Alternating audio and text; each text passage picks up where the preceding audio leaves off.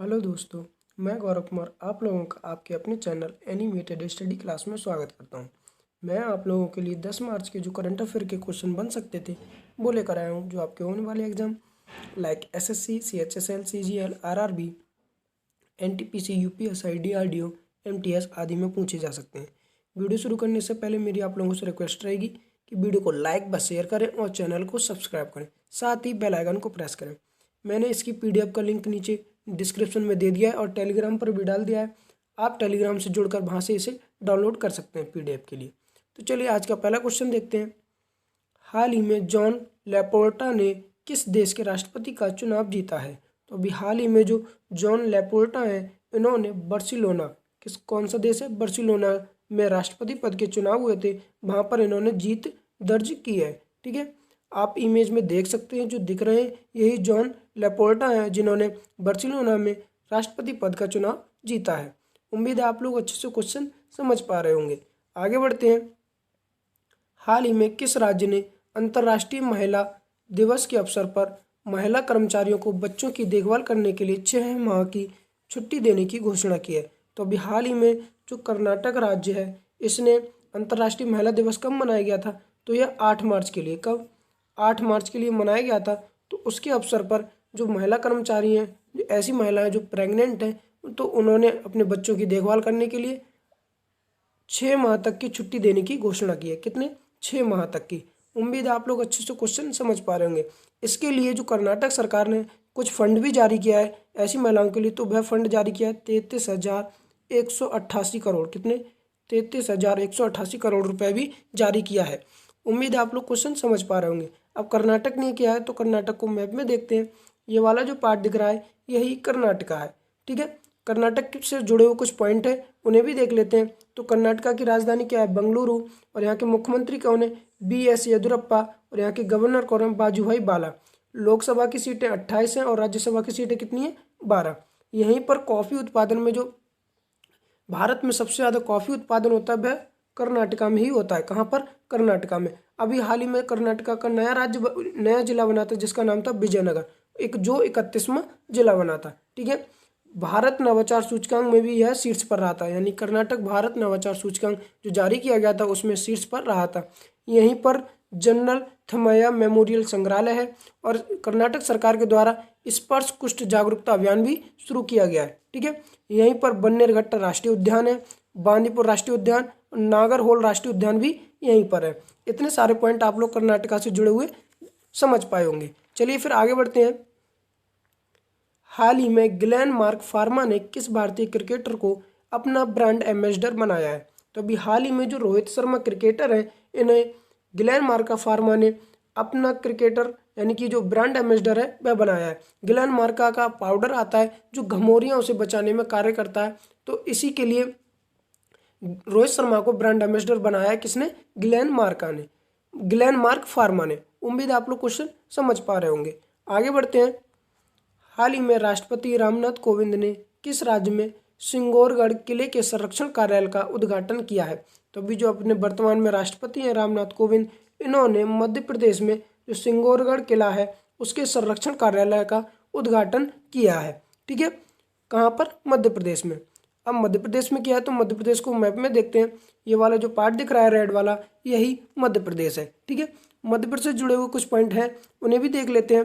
तो यहाँ की राजधानी क्या है? भोपाल। और यहाँ के मुख्यमंत्री कौन है? शिवराज सिंह चौहान। यहाँ के राज्यपाल कौन है? आनंदीबेन पटेल। लोकसभा की सीट 29 और राज्यसभा की सीट कितनी है? 11। ठीक है, यहीं पर जो बालिकाएं होती हैं उनके लिए पंख अभियान शुरू किया गया है। कौन सा? पंख अभियान। रोको टोको अभियान भी यहीं पर शुरू किया गया है, जो कोरोना से जुड़ी हुई बातें हैं यानी कि लोगों को समझाने के लिए यह रोको टोको अभियान जारी यानी शुरू किया गया था मध्य प्रदेश सरकार के द्वारा। यहीं पर जीवन शक्ति योजना शुरू की गई है और यहीं पर एक जिला एक शिल्प योजना भी शुरू की गई है। ठीक है, और यहीं पर जो राष्ट्रीय उद्यान है वहीं पर यानी जो राष्ट्रीय उद्यान आप लोगों को मैंने कल क्वेश्चन भी कराया था मध्य प्रदेश से जुड़ा हुआ जो राष्ट्रीय उद्यान है वो कौन कौन से? बादम नेशनल पार्क, पेंच नेशनल पार्क और कान्हा नेशनल पार्क। इन तीनों पार्कों में ही यानी जो नेशनल पार्क है इनमें रात्रि सफारी शुरू की गई थी, जो मैंने आप लोगों को कल क्वेश्चन इससे जुड़ा हुआ भी कराया था। भारत में सबसे ज़्यादा टाइगर और तेंदुओं की संख्या भी मध्य प्रदेश में ही पाई जाती है। ठीक है, उम्मीद है आप लोग इतने सारे पॉइंट मध्य प्रदेश से जुड़े हुए समझे होंगे। तो चलिए फिर अब आगे बढ़ते हैं। हाल ही में किस बैंक ने भारतीय व्यापारियों के लिए रुपए सॉफ्ट पोस लॉन्च किया है? तो इसके लिए जो SBI है, किसने? SBI ने जो भारतीय व्यापारी हैं उसके लिए रुपए सॉफ्ट पोस लॉन्च किया है। इसके तहत क्या होगा, जो भारतीय व्यापारी हैं वह 5,000 रुपये का, कितना, 5,000 रुपये का सीधे मानव रहित यानी कि उसका ट्रांजैक्शन कर सकेंगे। ठीक है, संपर्क रहित, कितना, संपर्क रहित यानी कि उसमें आप लोगों को केवल जो कार्ड होता है, जो स्वैप मशीन आती है उसके पास ले जाना होगा और बस हटा लेना होगा। तो इसके तहत रुपए सॉफ्ट पोस्ट लॉन्च किया किसने? RBI ने, और इससे लगभग 5,000 रुपये तक का आप भुगतान कर सकेंगे। जो SBI है इसने किसके साथ मिलकर यह लॉन्च किया है? तो NPCI के द्वारा, किसके द्वारा? NPCI के द्वारा, यानी कि इसके साथ मिलकर SBI ने लॉन्च किया है। उम्मीद है आप लोग अच्छे से क्वेश्चन समझ पाए होंगे। आगे बढ़ते हैं। हाल ही में किस राज्य के मुख्यमंत्री त्रिवेंद्र सिंह रावत ने मुख्यमंत्री पद से इस्तीफा दे दिया है? तो अभी हाल ही में जो उत्तराखंड के मुख्यमंत्री थे त्रिवेंद्र सिंह रावत, इन्होंने मुख्यमंत्री पद से इस्तीफा दे दिया है। जो वर्ष 2017 में यानी कि उत्तराखंड के मुख्यमंत्री बने थे, और वर्ष अब 2021 में इन्होंने इस्तीफा दे दिया है। 2022 में यहाँ पर मुख्यमंत्री पद की फिर से चुनाव होने वाले थे, बट 1 साल पहले ही इन्होंने अपने मुख्यमंत्री पद से इस्तीफा दे दिया है। ठीक है, अब उत्तराखंड के थे तो उत्तराखंड को मैप में देखते हैं। ये वाला जो रेड पार्ट दिख रहा है यही उत्तराखंड है। उत्तराखंड की बात करते हैं। यहाँ की राजधानी क्या है? देहरादून। और ग्रीष्मकालीन राजधानी क्या है? गैरसैंण। क्या है? गैरसैंण। ठीक है, यहाँ की ग्रीष्मकालीन राजधानी है, यानी कि 2 राजधानी है, देहरादून और गैरसैंण। ठीक है, उत्तराखंड के मुख्यमंत्री तो अभी तक यही थे, जिनका नाम था त्रिवेंद्र सिंह रावत, इन्होंने इस्तीफा दे दिया है। और यहाँ की गवर्नर कौन है? बेबी रानी मौर्य। ठीक है, यहीं पर भारत का पहला लाइकेन पार्क खोला गया है। कहाँ पर? उत्तराखंड में। ठीक है, और यह यहीं पर बेरोजगार युवाओं के लिए होप पोर्टल लॉन्च किया गया। कौन सा? Hope portal. और भारत का सबसे पुराना जो नेशनल पार्क है, जिम कॉर्बेट नेशनल पार्क, वह भी कहाँ पर है? उत्तराखंड में। ठीक है, उम्मीद आप लोग अच्छे से क्वेश्चन समझ पाए होंगे। अभी हाल ही में कुछ दिनों पहले मैंने आप लोगों को क्वेश्चन भी कराया था उत्तराखंड से जुड़ा हुआ, कि यहाँ पर ही चमोली की घटना हुई है। किसकी? चमोली की घटना, जिसमें ग्लेशियर फटने की घटना हुई थी। ग्लेशियर फट गया था, जिसके कारण कई सारे लोगों की मृत्यु हो गई थी। उम्मीद आप लोग क्वेश्चन समझ पाए होंगे। आगे बढ़ते हैं। आप इमेज में देख सकते हैं, जो दिख रहे हैं यही त्रिवेंद्र सिंह रावत है। कौन है? त्रिवेंद्र सिंह रावत। हाल ही में ईश्वर सिंह देओल का निधन हो गया, वह कौन थे? तो अभी हाल ही में जो ईश्वर सिंह थे, इनका निधन हो गया। एक एथलीट थे। कौन थे? एथलीट थे।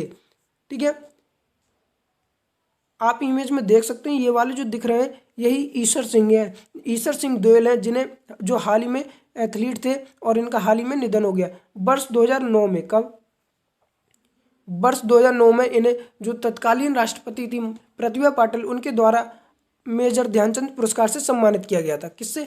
मेजर ध्यानचंद पुरस्कार से। उम्मीद है आप लोग क्वेश्चन समझ पाए होंगे। आगे बढ़ते हैं।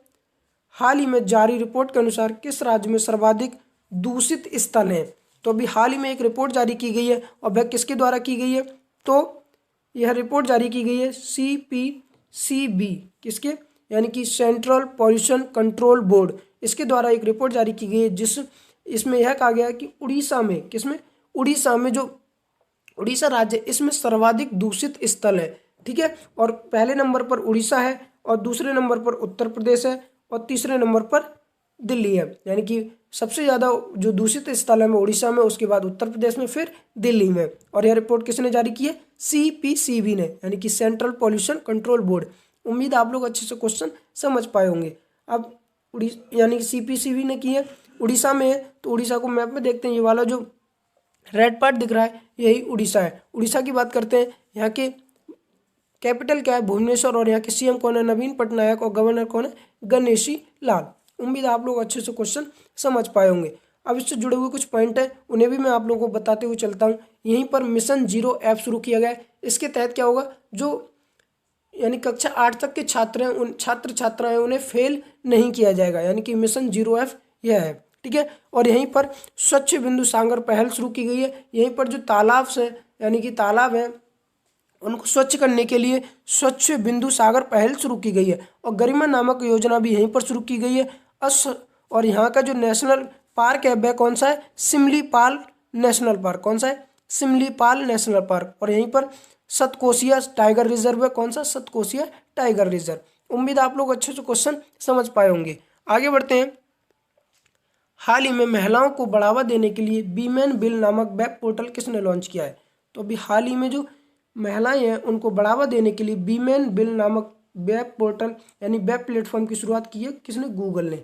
किसने? गूगल ने। अब यह क्यों की है? तो आप लोगों को कुछ पता होगा कि कुछ ग्रामीण महिलाएं होती हैं जिनमें स्किल्स होती हैं छोटी छोटी, यानी स्किल्स से मतलब है कोई महिलाएं कढ़ाई में, कोई बुनाई में, कोई सिलाई में बहुत ही ज़्यादा परफेक्ट होती हैं। तो ऐसी महिलाएं उनके इस स्किल्स को बिजनेस में बदलने के लिए यह वीमेन बिल नामक वेब प्लेटफॉर्म की शुरुआत की गई है। यानी स्किल्स को बिजनेस में कैसे बदला जाए इसके तहत यह बताया जाएगा, और यह केवल महिलाओं के लिए ही है। उम्मीद आप लोग अच्छे से क्वेश्चन समझ पाए होंगे। आगे बढ़ते हैं। हाल ही में किस राज्य सरकार ने केवल महिलाओं के लिए टीकाकरण केंद्र स्थापित किए हैं? तो अभी हाल ही में जो महाराष्ट्र सरकार है इसने केवल महिलाओं के लिए ही टीकाकरण केंद्र स्थापित किए हैं। तो वह 5 केंद्र हैं ऐसे, यानी 5 केंद्रों पर केवल महिलाओं का ही टीकाकरण होगा, और यह किसने किया है? महाराष्ट्र ने। ठीक है, उम्मीद आप लोग अच्छे से क्वेश्चन समझ पा रहे होंगे। महाराष्ट्र ने किया, तो महाराष्ट्र को मैप में देखते हैं। ये वाला जो रेड पार्ट दिख रहा है यही महाराष्ट्र है। महाराष्ट्र की बात करते हैं। यहाँ की राजधानी क्या है? मुंबई, और यहाँ के सीएम कौन है? उद्धव ठाकरे, और गवर्नर कौन है? भगत सिंह कोश्यारी। महाराष्ट्र में ही मेरा परिवार मेरी जिम्मेदारी अभियान शुरू किया गया था, और संजय गांधी नेशनल पार्क और गुमुमल और नरेगांव, यानी कि यह 3 नेशनल पार्क हैं। कौन कौन से? Sanjay Gandhi national park, Gugamal national park और यानी नवेगांव नेशनल पार्क। कौन सा? नवेगांव नेशनल पार्क है। 3 यहाँ के नेशनल पार्क हैं। उम्मीद आप लोग क्वेश्चन समझ पाए होंगे। आगे बढ़ते हैं।